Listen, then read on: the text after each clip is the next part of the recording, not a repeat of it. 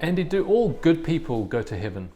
That's a great question, Alan, but actually it's one of those questions we need to step back and look at a little bit carefully because there's a bit of a sneaky word built into it that we need to ask some questions about, and it's the word good.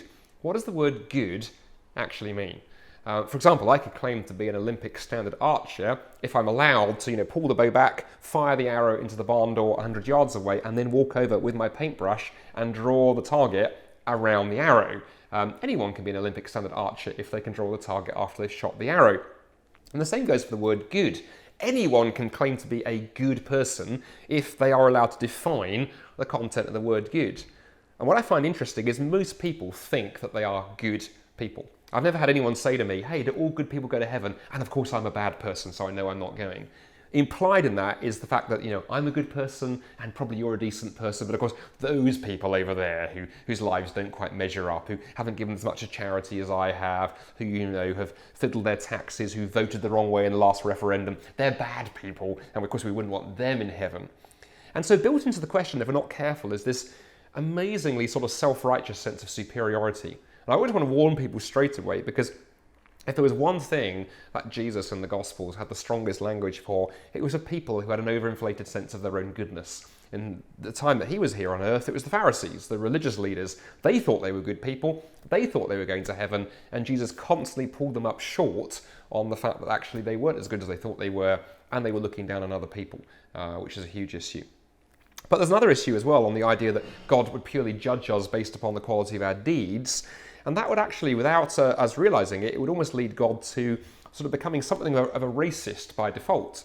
What do I mean by that? Well, it is easier to live good moral lives in some countries than others. Here we are filming this in Scotland. This is a country, it's a Western liberal democracy. We have a stable rule of law, more or less stable government, a police force and so on. So it's pretty easy to get through your life without murdering somebody. I'm guessing you haven't murdered somebody in the last week. Pretty easy not to steal or so on and so forth because the law supports you. On the other hand, there are countries in the world where, perhaps in war zones and so forth, where stable government is broken down, there is no rule of law, and it's much harder. So if God simply looked at the things you've done and not done, he ends up, without meaning to, privileging people who come from Western liberal democracies, and that just doesn't seem right. So what is going on here? Well, one of the reasons I think that Jesus was so strong with the Pharisees and why I think Christians would push back so hard on this question is the idea that all good people go to heaven is based on the idea that the way we get to heaven is by sort of climbing our way up the greasy pole. We keep the right commandments, we live the right kind of life, we do the right kind of religious deeds for some of us, and we work hard, we try hard, and we get a big enough score. And then after death, we can go to God, basically clutching an invoice and going, hey, God, have you seen what I've done? Seen the life I've lived? You owe me. You should be rolling out the red welcome carpet. You should be pleased to have me in heaven. And it leads to this amazingly inflated sense of our own importance and to looking down on other people, looking down on people who haven't lived the lives that we have by the standards that we've set. And this tendency to look down on others actually lies behind the roots of so much intolerance and so much hatred, and so many places actually in history where religion has gone wrong. What's the antidote? Well, the antidote, I think, is humility.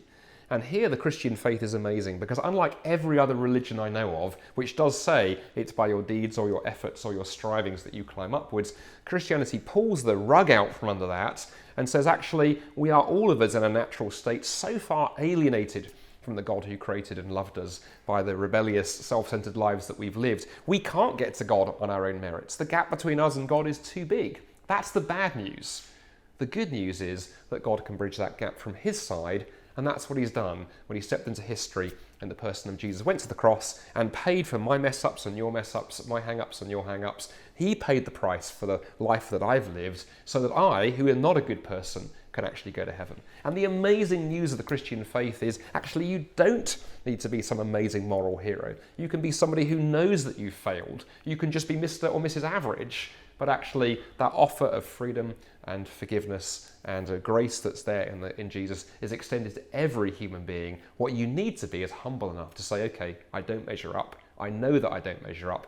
Jesus, I need you. Please, can I become your follower, become your friend, and can I enjoy eternity in heaven with you when I die, but not on the basis of what I've done, but Lord, on the basis of what you've done.